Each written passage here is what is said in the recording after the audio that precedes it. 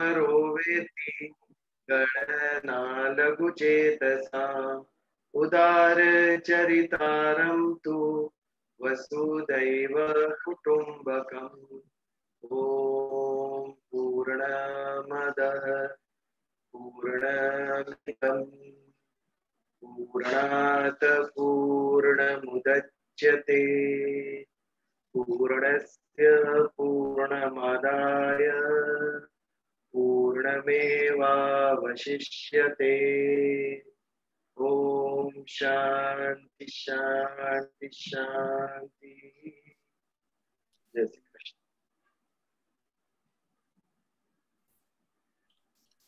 अजय जयदीप भाई भजन शुरू करो। दुनिया वाले दुनिया सारी कर ले अपने नाम रे, कर ले अपने नाम रे, मेरे तो राधे श्याम रे, मेरे तो राधे श्याम रे। दुख में याद करे सब तुझको, सुख में याद न आए, बुरे समय फिर तेरे द्वारे आए शीश झुकाए, तू फिर भी आए काम रे, तू फिर भी आए काम रे, मेरे तो राधे श्याम रे, मेरे तो राधे श्याम रे। दुनिया वाले दुनिया सारी कर ले अपने नाम रे, मेरे तो राधे श्याम रे। मैं क्या हूँ इस जग सागर में, जैसे हो एक तिनका, गिरधर तू उनका रखवाला, कोई नहीं है जिनका, जगदाता तेरो नाम रे, जगदाता तेरो नाम रे, मेरे तो राधा श्याम रे, मेरे तो राधा श्याम रे। कोई तुझे माने ना माने, तू तो सबको माने, तेरे प्यार को मन का अंधा क्या जाने पहचाने, मेरे तो राधे श्याम रे। दो नैन आइन के घन श्याम है, दो नैन आइन के घन श्याम रे, मेरे तो राधा श्याम रे। दुनिया वाले दुनिया सारी कर ले अपने नाम रे, मेरे तो राधे श्याम रे, मेरे तो राधे श्याम रे। जब ढूंढे विज्ञान में तुझको, देखे कोई तमाशा, मूर्ख बुद्धिमान बने हैं, ज्ञान दे इनको दाता, नादान की उंगली थाम रे, नादान की उंगली थाम रे, मेरे तो राधे श्याम रे, मेरे तो राधे श्याम रे। जय श्री कृष्ण।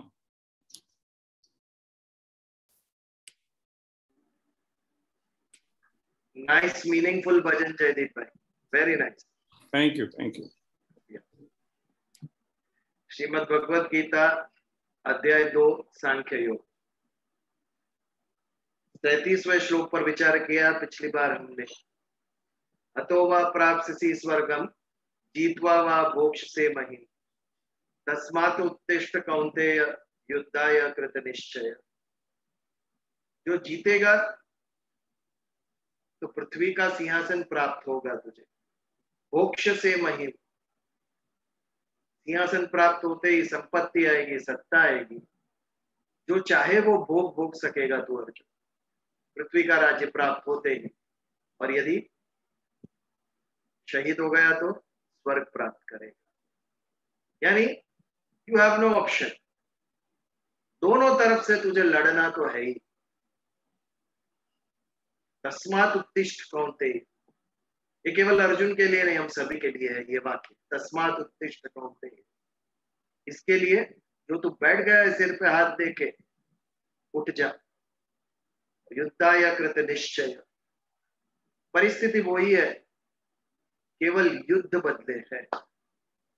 आज हमें तीर और तलवार लेके युद्ध नहीं करने पड़ते, लेकिन हर रोज परिस्थिति एक नया युद्ध हमारे सामने लेकर आती है। और इस परिस्थिति का सामना कैसे करें, अर्जुन का दृष्टांत देकर भगवान हमें कहते हैं तस्मात् उत्तिष्ठ कौन्तेय, इस परिस्थिति से भागना नहीं है, you have to face it, डरना नहीं है, you have to find out a way. डर गए तो सब गए। जो आक्रमणकारी है उसकी आंखों में आंखें डालकर उससे युद्ध करना है, चाहे वो व्यक्ति हो या परिस्थिति हो। ये बोध हमें ये श्लोक से प्राप्त होता है। तस्मात् उत्तिष्ठ कौन्तेय युद्धाय कृत निश्चय। जीवन के, आज के जीवन के बहुत सारे संघर्ष ऐसे हैं जो हमने निर्माण किए। आज पृथ्वी पर, विश्व में ऐसा कोई भी ऐसी समस्या नहीं जिसे दो व्यक्ति प्रेम से साथ में बैठकर सुलझा ना सके। कोर्ट में जाने से कौन सा नया निर्णय मिलने वाला है? जज जो निर्णय देगा, क्या हम ये निर्णय नहीं ले सकते हैं? अवश्य ले सकते हैं, लेकिन हमारी इच्छाएं, आकांक्षाएं, हमारा अहंकार ये हमें करने से रोकता है। प्यार से बैठो साथ में, कोई भी समस्या हो मनुष्य निर्मित, उसका निवारण आ सकता है। समझ पूर्वक यदि उस पर हम विचार करें, अपने स्वार्थ को और अपने अहंकार को साइड पर रखकर यदि हम विचार करें, तो मनुष्य की सभी समस्याओं का अंत हो जाएगा। ना पाकिस्तान से डरने की जरूरत है, ना चीन से। सही अर्थ में वसुधैव कुटुंबकम की स्थापना होगी, निर्माण होगा, जब मनुष्य मनुष्य को समझने लगेगा। उसके लिए स्वार्थ और अहंकार का त्याग करना पड़ेगा, और हर एक परिस्थिति को संघर्ष पूर्वक उसका सामना करना पड़ेगा। संघर्ष आएगा ही जीवन में। मनुष्य लोक है, स्वर्ग लोक नहीं है कि जहाँ केवल सुख है। स्वर्ग में संघर्ष ही नहीं है। सबको स्वर्ग प्रिय क्यों है? कि वहां खाने के लिए कोई मेहनत करनी ही नहीं है, कपड़ों के लिए मेहनत करनी ही नहीं, आपको कोई बीमार पड़ता नहीं है उधर। There is no problem in swarg. पृथ्वी पर संघर्ष है। कल क्या खाएंगे, कल यानी भविष्य में बीमारी आ गई तो उसके लिए हमें प्रतिबंध ये करना पड़ेगा, प्रोवाइड करना पड़ेगा। कोरोना, किसी ने सोचा नहीं था कि ऐसी महामारी आएगी। ऐसा कुछ वापस आ गया तो उसके लिए सज्ज होना पड़ेगा हमें। ये सभी संघर्ष पृथ्वी लोक के ऊपर है। इसके लिए तस्मात् उत्तिष्ठ कौन्तेय युद्धाय कृत निश्चय। युद्ध केवल तीर और तलवार का युद्ध नहीं, जीवन का सामना करना, जीवन में उद्भव हुई समस्याओं को फेस करना, आंख में आंख डालकर, इसका अर्थ भी युद्धाय कृत निश्चय है आज के मनुष्य के, आज के युग में इसके लिए। तो ये जो श्लोक था, इसके साथ एक छोटा प्रकरण यहाँ पर समाप्त होता है। कौन सा प्रकरण? सामाजिक प्रकरण। यहाँ पर भगवान ने अर्जुन को कुछ ऐसे श्लोक कहे पॉजिटिव, यदि तू युद्ध करेगा तो तुझे ये अच्छी बातें प्राप्त हो, और कुछ नेगेटिव, अगर तू युद्ध नहीं करेगा तो तुझे अपकीर्ति प्राप्त होगी, लोग तेरी निंदा करेंगे, लोग तुझ पर हंसेंगे, नेगेटिव बात। दोनों बातों से अवगत कराया अर्जुन को। ये उसका प्रोस है, ये कॉन्स है, ये पॉजिटिव है, ये नेगेटिव है। अभी तू सोच, युद्ध करना चाहिए या हमें युद्ध नहीं करना चाहिए तुझे। तो ये जो प्रकरण था, इसे हम सामाजिक शास्त्र, सामाजिक प्रकरण कह सकते हैं। इस समाज में हमें कैसे जीना चाहिए, हमारी जो व्यक्तिगत प्रतिक्रियाएं हैं हमारे निर्णय है, हमारी एक्शन है, बिहेवियर है, उसका समाज में क्या परिणाम पड़ सकता है, उसका हमारे स्वयं की छवि के ऊपर उसका क्या परिणाम पड़ सकता है, परिवार में हमारा क्या कर्तव्य है, समाज में हमारा क्या कर्तव्य है। जो करने से हमारा मान सम्मान कीर्ति बढ़ेगी और जो नहीं करने से मान सम्मान जाएगा। ये प्रकरण, ये श्लोक हमें ये समझाते थे। इसके आगे जो श्लोक है उसे हम समता का प्रकरण कह सकते हैं। बहुत ही महत्व का और बहुत ही सुंदर। समता यदि हमने प्राप्त कर ली तो जीवन जीत लिया हमने। ये जो समता का प्रकरण है वो आध्यात्मिक प्रकरण है, सामाजिक प्रकरण नहीं है, आध्यात्मिक, इंडिविजुअल। आत्मानी अधि अधि अध्यात्म, आत्मा से जो रिलेटेड है वो अध्यात्म यानी इंडिविजुअल। आत्मा हूं मैं, शरीर नहीं। ये हमने आगे के श्लोक में इसके ऊपर बहुत विचार किया। ये जब हमें प्राप्त, ये पता चलता है कि मैं आत्मा हूं, तो आत्मा क्या है इसके विषय में विचार करना। आत्मा से रिलेटेड ये जो हमारा देह है, सूक्ष्म स्थूल कारण देह, इसके ऊपर हमें विचार करना, ये आध्यात्मिक बात है। तो भारत ने षड दर्शन दिए। षड यानी 6, दर्शन यानी फिलॉसफी। 6 प्रकार के दर्शन भारत में हमें शास्त्रों में प्राप्त हुए। योग, सांख्य, न्याय, वैशेषिक, ये 4 थे। योग पतंजलि ऋषि ने उसके ऊपर बहुत अच्छा काम किया है। न्याय के ऊपर गौतम ऋषि ने, सांख्य पे कपिल ऋषि, वैशेषिक पे जैमिनी ऋषि। धर्मशास्त्र और अध्यात्म ये 2, उसका नाम है पूर्व मीमांसा और उत्तर मीमांसा। ये जो 2 मीमांसा है उसमें से पूर्व मीमांसा है उसे हम धर्मशास्त्र कह सकते हैं, सामाजिक शास्त्र कह सकते हैं, क्रिया कर्म कांड और अदर वर्ड्स। ये हमें जो जीवन प्राप्त हुआ है, शरीर प्राप्त हुआ है, हम अकेले तो है नहीं, हमारा परिवार से जुड़े हुए, कोई आसमान से ऐसे ही नहीं उत्पन्न होता। माता पिता से उत्पन्न होते हैं, माता पिता के माता पिता होते हैं और अन्य भाई बहन, सब पूरा परिवार होता है। तो इससे एक समाज बनता है, कम्युनिटी बनती है। इस समाज में हमारा सामाजिक कर्तव्य दायित्व क्या है, ये जो हमें समझाता है वो सामाजिक शास्त्र, धर्मशास्त्र कह सकते हैं। धर्म यानी कर्तव्य, समाज के प्रति हमारा क्या कर्तव्य है, ये हमें उससे पूर्व मीमांसा से प्राप्त होता है, समझ में आता है। और उत्तर मीमांसा से अध्यात्म। अध्यात्म किसके लिए हमें पता चलना चाहिए? अध्यात्म में मोक्ष के लिए पता चलना चाहिए, मुक्ति के लिए, कल्याण के लिए अध्यात्म शास्त्र हमें पता होना चाहिए। और ये जो पूर्व मीमांसा है, जिसे हम अध्यात्म शास्त्र भी कह सकते हैं, मोक्ष शास्त्र भी कह सकते हैं, उसका प्रकरण हम कह सकते हैं कि अब यहाँ से शुरू होता है। देखिए, जिसमें हम समता, ये क्या है ये हम समझे। जो सम नहीं है वो असम। ज्योग्राफिकली देखे तो हमारे जो पूर्व के राज्य है, 7 राज्य, पहाड़ी क्षेत्र है, पूरा हिमालय है, मिजोरम है, मणिपुर है, ये सब अरुणाचल प्रदेश है, और बीच में असम, वो सारा ही एरिया असम कहलाता है। जो सम यानी समान नहीं है वो असम, असम। तो यहाँ पर भी समता यानी टू रिमेन इक्वल, समान रहना, ये समता है। उसका ऑपोजिट विषमता। यदि एक ही भाव से 2 परस्पर विरोधी द्वंद्व को ना देखे तो विषमता है।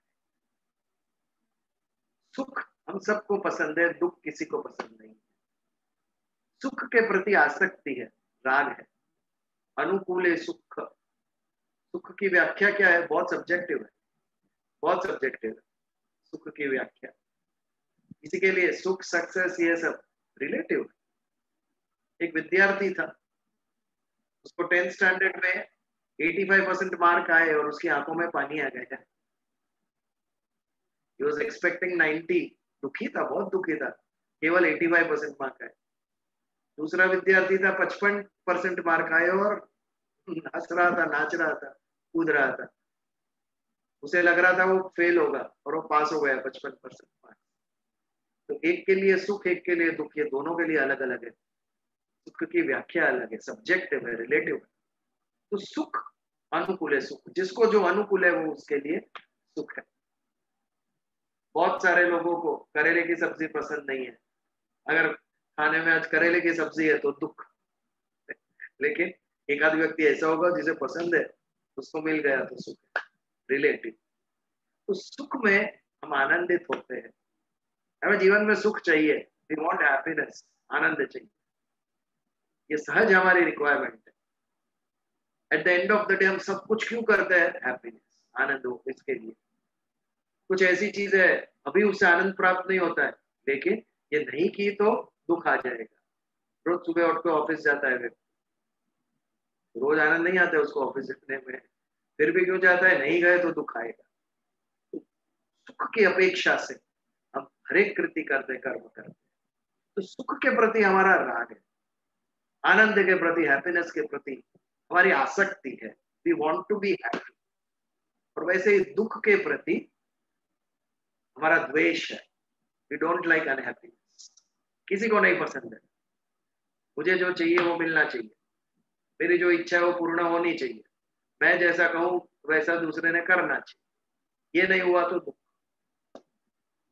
दुख किसे पसंद नहीं, उसके प्रति हमारा द्वेष है। द्वेष यानी पसंद ना आना, और राग यानी जो पसंद होना। तो सुख आ गया तो हम खुश हो जाते हैं, दुख आ गया तो हम दुखी हो जाते हैं। ये समानता नहीं। समानता किसे कहेंगे? समता किसे कहेंगे? सुख आवे या दुख आवे, दोनों की हमारे मन के ऊपर कोई भी प्रतिक्रिया नहीं होगी। ना सुख हमें पागल कर देगा खुशी से, ना दुख हमें तोड़ डालेगा, रुला डालेगा। ये जब स्थिति पे हम पहुंचते हैं, हमारा मन पहुंचता है, तब उसे समता कहते हैं। हमारा मन एक शांत सरोवर के जैसा है। सरोवर में जैसे ही एक कंकर डाला हमने, ये बहुत सारे तरंग निर्माण हो जाते हैं उसके ऊपर, बहुत सारे ये वेव्स जैसा आने लगता है। मन का भी वैसा ही, शांत मन को एक अच्छा न्यूज मिल गया, अच्छी न्यूज मिल गई, उसमें तरंग उत्पन्न हुए खुशी। वैसे ही एक दुख का समाचार मिल गया और दुख के तरंग निर्माण हो गए, हलचल मच गई मन के अंदर। ये समता नहीं। समता, सुख में भी कोई हलचल नहीं होगी, दुख में भी मेरे मन के अंदर जब कोई भी हलचल, कोई भी मन के ऊपर प्रतिक्रिया नहीं होगी, उसे समानता कहते हैं। समानता कहते हैं। एक बार सरदार पटेल का वाकया हमें सबको पता है किसका, तो बहुत ही इंपॉर्टेंट एक मर्डर का केस कोर्ट में लड़ रहे थे। यदि उपस्थित नहीं रहे उस दिन केस में तो शायद आरोपी को, अक्यूज को फांसी हो जाए। वो केस लड़ रहे थे और उतने में एक प्यून ने आके उन्हें एक चिट्ठी दी हाथ में। चिट्ठी उन्होंने पढ़ी और पॉकेट में रख दी और वापस केस लड़ने लगे। दिन समाप्त होने के बाद उसके एक मित्र जो वहां बैठे थे, उन्होंने पूछा कि जो चिट्ठी आई थी वो आपने पढ़ के रख दी, चिट्ठी में क्या लिखा था? उन्होंने चिट्ठी निकालकर उन्हें दिखाई मित्र को। चिट्ठी में लिखा था, एक टेलीग्राम आया था कि उनकी पत्नी का देहांत हो चुका है। ये न्यूज प्राप्त होने के बाद भी शांत चित्त से उन्होंने पूरे दिन केस लड़ा। दुख के न्यूज में भी समान, सुख के न्यूज में भी समान। ये समता का प्रकरण है। हमारे मन में इसे विपरीत है, we get affected, we get carried away, और हम प्रतिक्रिया देते हैं, रिएक्शन देते हैं। कुछ नेगेटिव न्यूज आया, नेगेटिव किसी ने किया, हमारा नेगेटिव रिएक्शन आ जाता है बाहर, फिर हमें पछतावा होता है, ये क्या कह दिया मैंने, ये क्या कर दिया।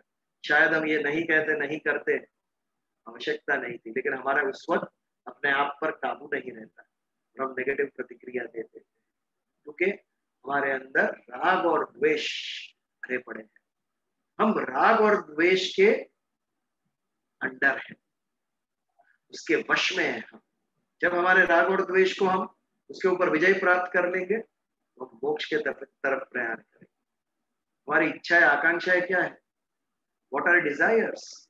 हमें जो पसंद है, जो अनुकूल है, वो ही सब चाहिए, और जो प्रतिकूल है, जो पसंद नहीं है, वो नहीं चाहिए। ये हमारी इच्छा है, ये हमारी कामना है।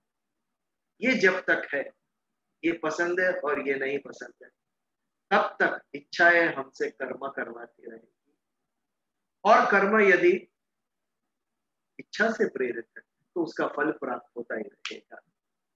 ये पसंद नापसंद से ऊपर उठना, ये समता है। राग और द्वेष से ऊपर उठना, ये समता है। राग यानी इच्छा, मुझे ये चाहिए, यदि पूर्ण हुई तो सुख, लोभ होता है। जलेबी पसंद है मुझे, वो राग है। जलेबी का पसंद होना वो राग है। तो राग है जलेबी के ऊपर, महत्व है मन के अंदर, इसके लिए जलेबी खाने की इच्छा होती है। और जब इच्छा पूर्ण होती है तो परमानेंटली पूर्ण नहीं होती है। सांसारिक कोई भी इच्छा परमानेंटली पूर्ण होती ही नहीं। परसों फिर इच्छा होगी मैं जलेबी खाऊं, एक खाई तो मिलेगा, लाओ दूसरी खाता हूँ।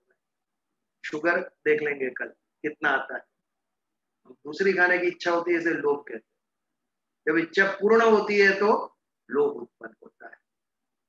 एक गरीब व्यक्ति सोचता है मेरे पास 1 लाख रुपए आ जाए, बहुत मेहनत की, 1 लाख रुपए आ गया, वहां पर समाप्त हो गई क्या इच्छा?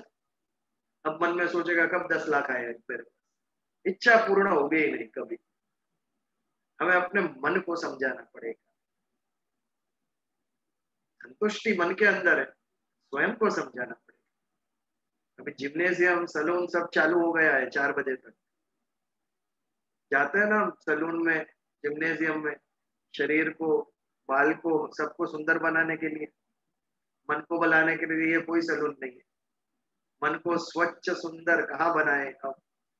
कोई भी दवा आज तक नहीं भाई है। एक दवा ले ली और मन की दुर्बलता गई, स्ट्रॉन्ग माइंड बन गया हमारा, नहीं है। एक दवा ली और ईर्ष्या गई, नहीं है। क्रोध गया, नहीं है ऐसी कोई दवा नहीं। शारीरिक देह की बहुत सारी दवाएं, लेकिन सूक्ष्म देह की दवाएं हैं। ईगो को कंट्रोल में रखे, ब्लड प्रेशर को कंट्रोल में रखने की बहुत सारी दवाई है। ईगो को कंट्रोल में रखने की एक भी दवाई नहीं है आज तक। हमें हम्बल बनाते हैं, उसमें केवल सत्संग काम आएगा। सत विचार से जुड़ जाना, और वो भी नियमितता नहीं रही तो सांसारिक विचार वापस हमारे मन में राग द्वेष घुसता है। कंटिन्यूस हैमरिंग की आवश्यकता है। फिट रहने के लिए कंटिन्यूस जैसे एक्सरसाइज करना पड़ता है, मेंटल फिटनेस के लिए सत्संग कंटिन्यूसली आवश्यक है। नहीं तो मन हमारा वापस वही कचरे से भर जाएगा। कि प्रकृति के असर के अंडर हमें चारों तरफ सात्विक राजसी तामसी प्रकृति के असर है। सांसारिक बातों में वापस हम फंस जाए। सत्संग ये हमें कंटिन्यूसली मन स्वच्छ रखने में मदद करता है। तो ये जो राग और द्वेष का प्रकरण है, समता, सुख में और दुख में, सुख में पागल नहीं होना है, दुख में विचलित नहीं होना है। यानी जो पसंद है उसको क्रेव नहीं करना है, मुझे ये चाहिए ये चाहिए, इसे कामना कहते हैं। उसको क्रेव नहीं करना है, और दुख से विचलित नहीं होना है। ये क्यों आ गया, आएगा ही। 80 साल तक ये पैरों ने सारे विश्व में घुमाया है तुझे, अभी घुटनों का दर्द आएगा? क्यों नहीं आएगा? अब हमारा समय है घुटनों को संभालने का। तितिक्षा पूर्वक पीड़ा सहन करनी है, हंसते हुए, विचलित हुए बिना। वो शरीर है, आज तक उसने सुख दिया है, वो अपना काम कर रहा है, मुझे मेरा काम करना है। जैसे परमहंस कहते थे, गले का कैंसर हुआ, डॉक्टर ने मना किया कि आप प्रवचन नहीं दे सकते। परमहंस नहीं माने, उन्होंने कहा शरीर उसका काम कर रहा है, मैं मेरा काम कर रहा हूं। ऐसी बात है, इस तरीके से सोचना है। तो समता का प्रकरण शुरू करते हैं। श्लोक 38। सुख दुखे समे कृत्वा लाभालाभो जया जयो ततो युद्धाय युध्यस्व नैनम पापम अवाप्स्यसि। जब हम युद्ध करने चलते हैं, आप युद्ध ले लो या कोई भी नया कार्य हम शुरुआत करते हैं, कोई भी कार्य जब हम करते हैं या युद्ध करते हैं तो क्या होता है? पहले हम या तो सफल होते हैं उस कार्य में, या तो निष्फलता प्राप्त होती है। सफलता यानी जय, निष्फलता यानी अजय या पराजय प्राप्त होती है। यदि सफलता प्राप्त हो गई तो हम सुखी होंगे, और पराजय प्राप्त हुआ तो, निष्फल हो गए तो हम दुखी होंगे। तो ये जो मन है हमारा, बुद्धि है हमारी, वो भी कई बार, बुद्धि भी हमारे सक्सेस के मार्ग में बेड़िया बन के आ जाती है। बुद्धि के द्वारा हम ऑब्जर्व करते हैं, हम एनालिसिस करते हैं, उसके बाद छोटे छोटे जब पॉइंट्स हमें दिखाई देते हैं तो उसके ऊपर हमें शंका निर्माण होती है।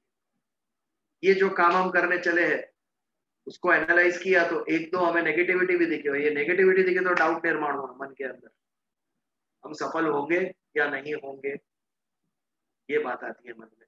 और ये डाउट आते ही आधे वक्त हम नया कार्य आरंभ करने से ही उसका अंत हो जाता है। आरंभ ही नहीं करते, मन में शंका उत्पन्न हो गई। बेस्ट कौन है?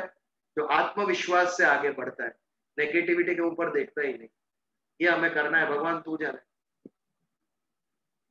भगवत गीता का प्रचार हमें करना है, भगवत गीता की समझ लोगों तक ले जानी है। हम हमारा कार्य कर रहे हैं, सफलता या निष्फलता आपके ऊपर है। 47 श्लोक आएगा कर्मण्येवाधिकारस्ते, मुख्य श्लोक भगवत गीता का, कर्मण्येवाधिकारस्ते मा फलेषु कदाचन। और आश्चर्य की बात है, तो वो कर्मयोग के अध्याय में नहीं है, वो ज्ञान योग के अध्याय में ये श्लोक है, कर्मयोग का श्लोक। तो ज्ञान योग के अध्याय में भी कर्म के कुछ श्लोक है, जैसे हमने अभी जो प्रकरण लिया समाज शास्त्र का, धर्मशास्त्र का, वो कर्म के ऊपर आधारित है। तो सुखे दुखे समे कृत्वा लाभ लाभो जया जयो, आपको लाभ मिले या हानि हो, जय प्राप्त हो या पराजय प्राप्त हो, सुख प्राप्त हो या दुख प्राप्त हो, ये समान भाव से देखकर कृत्वा कर्म करो। यदि इसका विचार मन के अंदर बैठ गया तो, यदि मैं पराजय प्राप्त हुई तो, मैं निष्फलता प्राप्त हुई तो, ये विचार आते ही हम कर्म ही नहीं करेंगे, वहीं पर उसका शंका आने से त्याग हो जाएगा। बट यदि हमारे अंदर समता हो, ये काम करना, ये कार्य करना, ये कर्म करना, ये मेरा कर्तृत्व है, ये मुझे करना ही है, जय मिले या पराजय मिले भगवान तू जाने, ये भाव जब हमारे अंदर आ जाता है तो हमें भय नहीं रहता, हमें चिंता नहीं रहती, हमें स्ट्रेस नहीं रहता। क्या करना है? यदि शांति से बैठ के सुनना है तो नो स्ट्रेस। लेकिन मैं कहूँ तो अगले मंगलवार आप में से कोई एक बोलेगा, देखो माइंड के ऊपर कितना स्ट्रेस आ जाता है, परिणाम का भय। हम बोलेंगे तो लोगों को अच्छा लगेगा कि नहीं, सुनेंगे कि नहीं, कि खाली वीडियो ऑन करके घूम के आ जाएंगे आधे घंटे में। जैसे ही शंका आई हमारे अंदर भय निर्माण होता है, स्ट्रेस देता है, क्योंकि हमें कुछ ना कुछ चाहिए उससे। अपने आप को जोड़ दिया हमने, जब अपने आप को एक्शन के साथ जोड़ दिया तो स्ट्रेस निर्माण होता है। आई, मेरा आई जो है उसे सम्मान चाहिए, मेरा अपमान हो गया तो मैं ये करता हूँ, निष्फलता प्राप्त हो गई तो। इसीलिए भगवान ने कहा है कर्मण्येवाधिकारस्ते मा फलेषु कदाचन, फल की चिंता ही मत कर। मैंने जो उपदेश दिया है, तुझे जितना भी आता है दूसरों को बता, वो समझे ना समझे वो मेरे पे छोड़ दे, तू केवल तेरा कार्य कर। ये विचार पकड़ के मैं हर मंगलवार को बोलना शुरू कर देता। किसी को पसंद ना आए, आए ना आए, वो मेरा कार्य नहीं है। भगवान ने जो कहा है वो मैं दूसरों तक लेके जाता हूँ। मिर्जा गालिब बहुत बड़े ये हो गए, शायर हो गए। उनको एक मित्र ने आके कहा, आप जो ये शायरियां लिखते हैं ना, जो शेर लिखते हैं, 100 में से केवल एक व्यक्ति को समझ में आता है। मिर्जा गालिब ने कहा, मैं वो एक ही व्यक्ति के लिए तो लिखता हूँ, बाकी लोग क्यों पढ़ते हैं मुझे पता नहीं। ये बात 10 लोगों तक ले जाओ भगवत गीता, एक समझेगा, नो प्रॉब्लम। वो एक को ही ढूंढता हुआ तो मैं था, 9 तो रास्ते में मिल गए मुझे। ये भाव मन के अंदर होना चाहिए। हमारे से एक भी व्यक्ति छूटना नहीं चाहिए जिसको अपने कल्याण की इच्छा हो, जिसको अध्यात्म में रस हो, रुचि हो, जिसको समझ हो। ऐसा व्यक्ति, ऐसा भक्त यदि हमसे छूट गया तो वो गलत है। 10 व्यक्ति जिसको इंटरेस्ट नहीं है उसको हमने वहां तक उनको साथ हमने ये बातें की, उसका नो प्रॉब्लम, बट एक छूटना नहीं चाहिए। कर्मण्यवादी का रास्ते, किसी को पसंद है कि नहीं है उसके मन में उतर के हमें पता ही नहीं है, हमें तो प्रयास करना है केवल उनके तक ये विचार ले जाने का, उनको ये बातें कहने का। वी आर जस्ट ट्राइंग, उसी पे तो हमारा अधिकार है। और हम कर भी क्या सकते हैं? दूसरों को अच्छा लगाना ये हमारी जिम्मेदारी नहीं है, हमें हमारी जिम्मेदारी केवल ये बात दूसरों तक लेके जाना। तो जब हमारे मन के अंदर स्वार्थ, इच्छाएं, कामनाएं होती है तो समता संभव नहीं है। उसका त्याग कर दिया तो समता आ गई। जब तक कामना है तब तक समता संभव नहीं है। हमें सुख की कामना है, इसके लिए यदि सुख नहीं प्राप्त होता है तो हम विचलित हो जाते हैं, ये दुख का कारण है। तो यदि दोनों में हम समान हो गए तो सुख आए या दुख आए does not matter, my duty is to work and that I am doing. ये भाव से यदि हम शुरू करें काम करना तो हमें समता प्राप्त होती है। ईश्वर के साथ एक होना है मुझे, ये मेरा कार्य है जीवन का, ये मेरे जीवन का ध्येय है। भगवान की वाणी समझनी है, जीवन में उतारनी है, और मेरे जीवन में उतरे उसके बाद मुझे अन्य के जीवन में उतारनी है। भगवान ने 2 पैर दिए हैं, 2 हाथ दिए हैं, 2 पैर से चल के दूसरे व्यक्ति तक जाऊंगा और 2 हाथ से उसे पकड़कर भगवान तेरे पास लेके आऊंगा, विदाउट एनी एक्सपेक्टेशन। ये हमारा जीवन का ध्येय होना चाहिए, परम लक्ष्य मुक्ति कल्याण ये जीवन का होना चाहिए। तो सुखे दुखे समे कृत्वा लाभालाभो जया जयो ततो युद्धाय युज्यस्व नैनम पापम अवाप्स्यसि। इस प्रकार ततो युद्धाय युज्यस्व, युज यानी जोड़ना, युद्ध में जुड़ जा तू, युद्ध में लग जा। ततो यानी इस तरह तू युद्ध में जुड़ जा। नैनम पापम अवाप्स्यसि,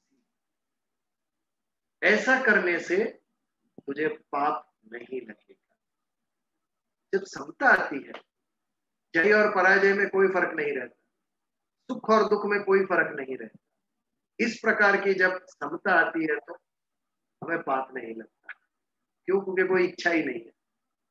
कोई इच्छा होती है तो सुख और दुख आता है, लेकिन बिना इच्छा के जब हमने करते हैं, ना इसके ऊपर राग द्वेष है, ना इसके ऊपर राग है, ना ये पसंद है ना ये नापसंद है, ये भाव से जब कर्म होगा, इस भाव से तू युद्ध में लग जा तो तुझे पाप नहीं लगेगा, पाप क्या पुण्य भी नहीं लगेगा। समता आती है तो ना पाप लगता है ना पुण्य लगता है। हम पुण्य के हेतु से भी उपवास करते हैं, व्रत रखते हैं कि मुझे पुण्य प्राप्त हो, मेरा बच्चा अच्छे मार्क्स से पास हो जाए, तो मंगलवार को चलते हुए सिद्धिविनायक आएंगे, कोई गलत बात नहीं है उसमें। भगवान से नहीं मांगेंगे तो किससे मांगे? है पूरा हक है हमारा भगवान से मांगने, लेकिन यहाँ पर हमें अटकना नहीं चाहिए, यहाँ से ऊपर उठना चाहिए। ये हमारा जो व्रत है, त्याग है, जो भी उसके पीछे भी इच्छा जुड़ी हुई है, इससे पुण्य प्राप्त होगा हमें, क्योंकि ये सत्कर्म है। शास्त्रों ने जिस प्रकार कहा उस प्रकार हम कर रहे हैं, व्रत कर रहे हैं, सेवा पूजा पाठ कीर्तन जो भी कर रहे हैं, उसे हमें क्या पुण्य प्राप्त होगा। पुण्य से क्या होगा? हमें स्वर्ग प्राप्त होगा। और ये स्वर्ग प्राप्ति की जो कामना है, उसके लिए हम ये सारे सत्कर्म कर रहे हैं। इट्स नॉट रॉन्ग, बुरा नहीं है, लेकिन जब आपके पुण्य कर्म कम हो जाएंगे, खत्म हो जाएंगे, फिर स्वर्ग से मनुष्य लोक में किसी भी योनि में आपके कर्म के अनुसार आपको नया पुनर्जन्म प्राप्त होगा, और ये चक्कर चलता ही रहेगा। यदि इससे छूटना है तो पुण्य से भी मुक्ति प्राप्त करनी पड़ेगी। मुझे पुण्य भी नहीं चाहिए, पाप तो नहीं चाहिए, पुण्य भी नहीं चाहिए मुझे, दोनों से मुक्ति। पाप और पुण्य से मुक्ति कब मिलेगी? जब इच्छा रहित कर्म होगा, निष्काम कर्म होगा, तभी शक्य है कि दोनों से हमें मुक्ति प्राप्त हो, ना पाप का फल मिले ना पुण्य का फल मिले। यहाँ पर अर्जुन को क्या भय है? मुझे पाप प्राप्त होगा, मुझे पाप लगेगा। क्यों लगेगा? क्योंकि अपने ही परिवार की हत्या करने में चला। इसके लिए भगवान ने कहा कि न पापम अवाप्स्यसि, पाप से तुझे छुटकारा प्राप्त हो जाएगा, तुझे पाप नहीं लगेगा। लेकिन हकीकत में देखें तो सत्य क्या है? यदि समता हमारे अंदर आ गई, यदि हम निष्काम कर्म करने लगे, इच्छा रहित कर्म करने लगे, तो हमें पाप भी नहीं मिलेगा और पुण्य भी नहीं मिलेगा, और ये हमें मुक्ति प्राप्त कराएगा, इससे हमारा कल्याण होगा। लेकिन किंतु अर्जुन को भय है पाप का, इसके लिए भगवान ने यहाँ पर कहा है कि नैवम पापम अवाप्स्यसि ततो युद्धाय युज्यस्व। इस प्रकार यदि तू युद्ध में जुड़ गया तो ना तुझे पाप प्राप्त होगा, ना तुझे पुण्य प्राप्त होगा, और ये तेरे कल्याण का मार्ग खोल देगा, ये तुझे मुक्ति दिलाएगा। कितना विलक्षण ग्रंथ है भगवत गीता। सारे विश्व ने, सभी धर्मों ने एक ही बात की, तू अच्छे कर्म कर, कर्मों का त्याग कर, संन्यास ले, समाधि लगा, ध्यान लगा, तभी तुझे मुक्ति प्राप्त होगी। भगवत गीता कहता है युद्ध कर तो भी तुझे मुक्ति प्राप्त होगी। युद्ध से भयंकर कौन सा कर्म हो सकता है? एक भी नहीं। जहां आप दूसरे व्यक्ति का वध कर रहे हो, हत्या कर रहे हो, वो दूसरा व्यक्ति आपका परिवारजन है। इससे महाभयंकर कोई कर्म है किसी के पास कि अपने ही परिवारजन की हत्या करनी? ये करके भी तुझे मुक्ति प्राप्त हो। ऐसी विलक्षण बात केवल भगवत गीता ही कह सकता है। क्यों? उसके पीछे लॉजिक है। ये जो तू कर रहा है वो स्वयं के लिए नहीं कर रहा है, कर्तृत्व भाव से कर रहा है। As a duty you are doing it. युद्ध करना एक क्षत्रिय की ड्यूटी है, और तू जब तेरा धर्म निभाता है, तेरी वर्ण व्यवस्था क्षत्रिय है और उसका तू धर्म निभाता है, तो कोई भी कर्म करने से तुझे पाप नहीं लगेगा, जो तू धर्म से प्रेरित होकर कर रहा है, स्वयं के स्वार्थ से प्रेरित होकर नहीं। जब हम कर्म करते हैं तो हम कहते हैं पाप या पुण्य प्राप्त होता है। कर्म करने से पाप और पुण्य प्राप्त नहीं होता है। कर्म के पीछे जो हेतु होता है वो हमें पाप या पुण्य प्रदान करते हैं। तो तू जो भयंकर कर्म कह रहा है, तीसरे अध्याय के शुरुआत में ही अर्जुन कहता है यदि कर्म से ज्ञान बढ़ा है तो आप ये घोर कर्म मुझसे क्यों करवा रहे हो? लॉजिकल क्वेश्चन पूछा अर्जुन ने। इसके लिए कर्म के पीछे यदि तेरा सद्भाव रहा, इच्छा रही, अच्छी इच्छा रही, सर्जन भी छुरी लेके अपना शरीर काटता है और डाकू भी करता है वही चीज तलवार से। एक स्वार्थ के लिए, हमारा धन लूटने के लिए जान लेता है, और एक जान देने के लिए हमारा शरीर काटता है। कर्म सेम है, उसके पीछे का भाव अलग है। यही बात है। भयंकर से भयंकर युद्ध के मैदान में भी यदि तू अपने आप को डिटैच कर दे, अनासक्त भाव से कर रहा है, कर्तृत्व वृद्धि से कर रहा है, तो वो तुझे पाप नहीं देगा। समता से कर रहा है, ना राग ना द्वेष, ना प्रेम ना नफरत किसी के ऊपर, सब मेरे लिए समान है, ये भाव आएगा तभी वसुदैव कुटुंबकम की कल्पना सिद्ध होगी। हम क्या करते हैं, जिससे नहीं बनती उसको एक्सक्लूड कर देते हैं, और जो पसंद होता है उसके आगे पीछे घूमते हैं। ये समानता नहीं, ऐसे वसुदैव कुटुंबकम की कल्पना सिद्ध नहीं होगी। हमको समान होना पड़ेगा, सबको समान दृष्टि से। शरीर पे कंसंट्रेट नहीं करना है, आत्मा पे कंसंट्रेट करना। शरीर भेद दिखाएगा, कोई मोटा, कोई पतला, कोई लंबा, कोई छोटा। आत्मा जो है वो हमें यूनिटी, एक रूपता दिखाएगी। आत्मा सभी के समान। चमड़ी का रंग कोई भी हो, गोरा हो, काला हो, पीला हो, ब्राउन हो, लेकिन अंदर जो रक्त है चमड़ी के नीचे वो लाल ही है सभी का। ये रक्त के लाल रंग के ऊपर कंसंट्रेट करना पड़ेगा, तभी सब हमें अपने लगेंगे। तभी आत्मा दर्शन, आत्मा पे कंसंट्रेट करना पड़ेगा। उसका मन कैसा है, बुद्धि कैसी है, अहंकारी है कि नहीं, ये कुछ नहीं, आत्मा के ऊपर कंसंट्रेट करो। ये जब होगा, आत्मदर्शन ही कहते हैं इसे, कि आत्मदर्शन जब होगा तब वसुदैव कुटुंबकम की कल्पना सिद्ध होगी। क्योंकि तभी हम अपने राग और द्वेष से ऊपर उठेंगे, तभी हम राग और द्वेष में समान हो जाएंगे। ये समता जब आएगी इच्छा रहित होने से, तभी मनुष्य जाति एक होगी। नहीं तो चांद पे जाए या मंगल पे जाए, पृथ्वी पर तो हम युद्ध ही करेंगे। चांद पे कैसे रहना ये हम सोच रहे हैं, पृथ्वी पर कैसे रहना ये सोचेगा भाई? Are we staying the way humans are suppose to stay? एक इंसान की तरह, मनुष्य की तरह हम जीते हैं अपने परिवार में, अपने पड़ोसी के साथ, समाज में, कम्युनिटी में। इसके ऊपर क्योंकि हम विचार नहीं करते। हम विचार क्या करते हैं? यदि पृथ्वी में प्रलय हुआ तो चांद पे कैसे रहना चाहिए, उस पर हम विचार करें। जिस विषय पे विचार करेंगे उसमें हमें सफलता प्राप्त, जिस पे हमारा फोकस होगा। आज समाज के ऊपर से फोकस निकल गया है मनुष्य, इसीलिए एक व्यक्ति के विचार और वर्तन के ऊपर कोई कंट्रोल नहीं रहा है। एकदम स्वच्छंदी बन गया है मनुष्य, दूसरों की कल्पना ही नहीं, मुझे ये करना है, ये मेरा राइट है, मेरा राइट किसी के लिए नुकसानकारक हो सकता है, doesn't matter. We are humans, emotional bond है परिवार के अंदर, भावनात्मक बंधन है हम सबका। हमें एक दूसरे की भावनाओं की, संवेदनाओं की भी विचार करना चाहिए, क्योंकि तू मनुष्य है। नॉट रिक्वायर्ड मैं सिर्फ मेरा ही सोचूं। स्वच्छंदता आ गई है, इंडिविजुअलिज्म, दूसरों का कुछ भी हो नो प्रॉब्लम, क्योंकि हम इसके ऊपर, समाज के ऊपर फोकस नहीं कर रहे। इंडियन पिनल कोड बना के संतुष्ट हो गए, संविधान बना के संतुष्ट हो गए, लेकिन संविधान का एक व्यक्ति को दूसरी व्यक्ति से प्रेम नहीं करवा सकेगा फोर्सफुल, वो समझ से ही आता है, पावरलेस हो जाता है constitution when it comes to loving others. संविधान की क्षमता नहीं है कि हमें एनफोर्स करे, you have to love your neighbour. Bible कहते हैं लव दाई नेबर, ये समझ पूर्वक आता है, फोर्सफुली नहीं आता। संविधान, constitution, IPC, these are all laws enforced और कॉन्स। नहीं करोगे तो पनिशमेंट, पनिशमेंट निकाल दो, फिर हम देखते हैं कितना फॉलो करते हैं कितने लोग। यहाँ धर्म उच्च है, ये सिद्ध होता है। धर्म फॉलो नहीं किया तो कौन पनिश करने वाला है? कोई नहीं।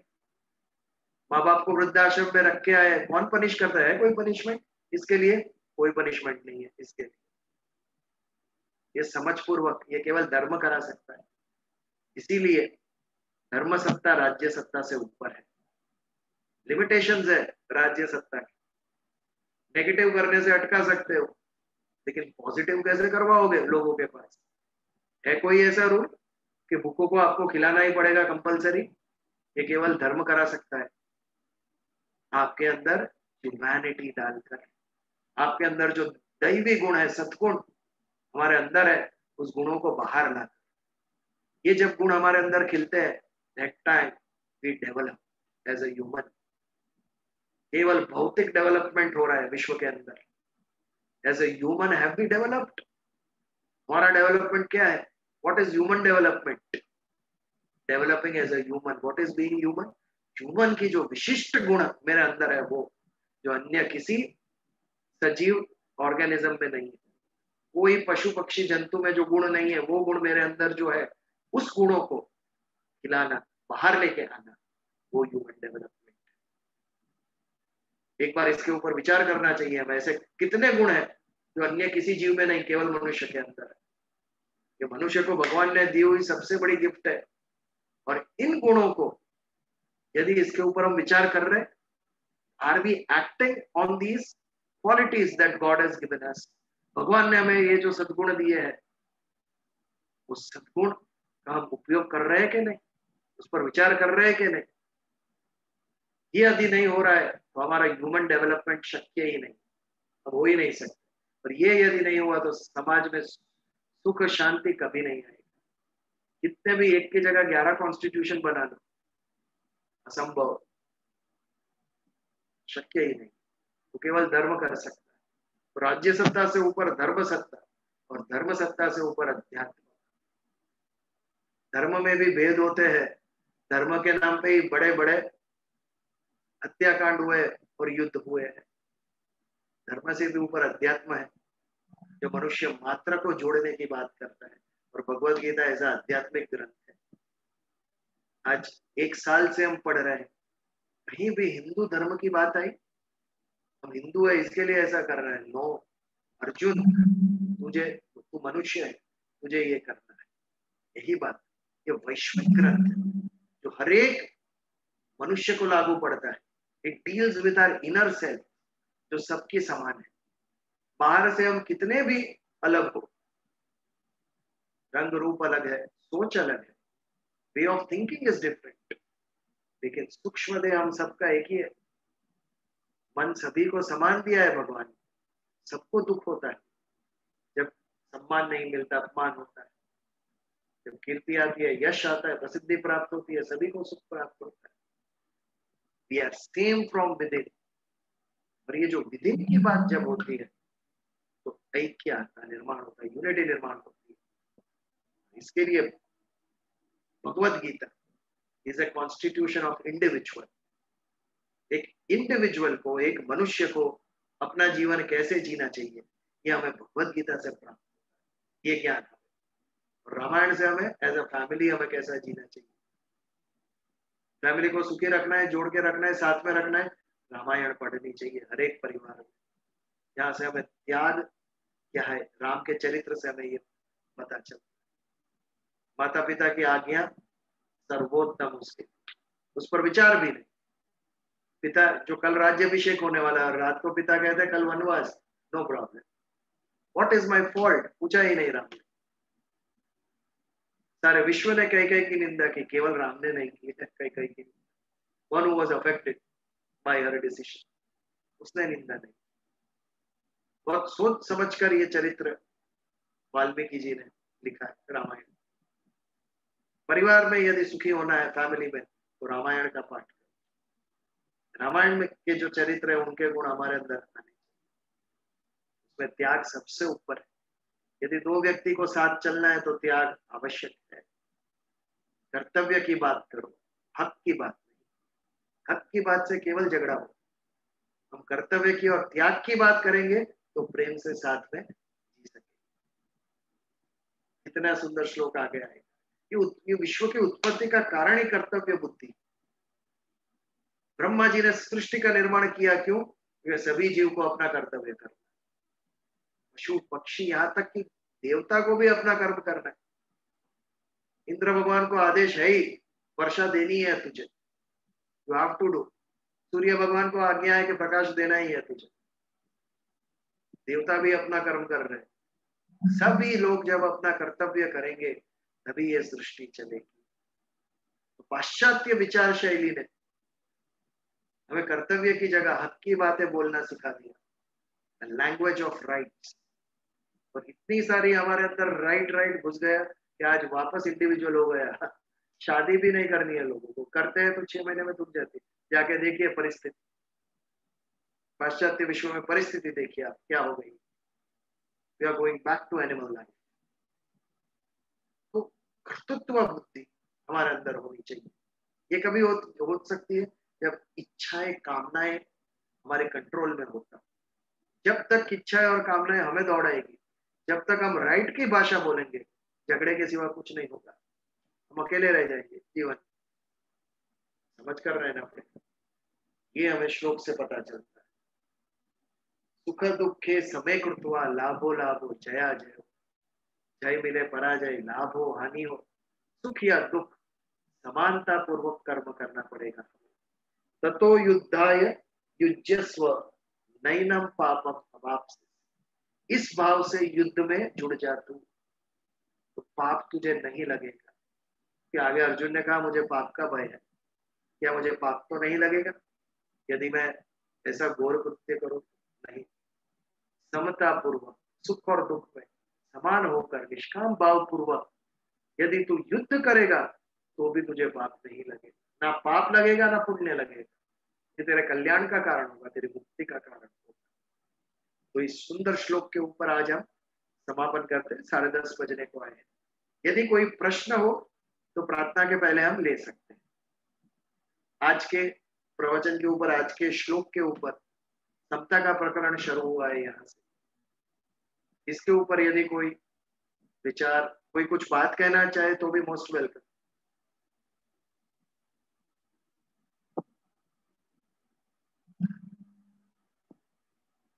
नहीं तो फिर हम प्रार्थना करके समापन करेंगे 10:30 बजे।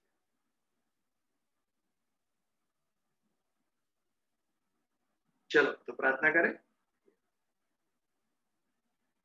सर्वेत्र सुखिनः सन्तु, सर्वे सन्तु निरामय, सर्वे भद्राणि पश्यन्तु, मा कश्चित् दुःखभाग् भवेत्। ॐ असतो मा सद्गमय, तमसो मा ज्योतिर्गमय, मृत्योर्मामृतङ्गमय। ॐ शान्ति शान्ति शान्ति।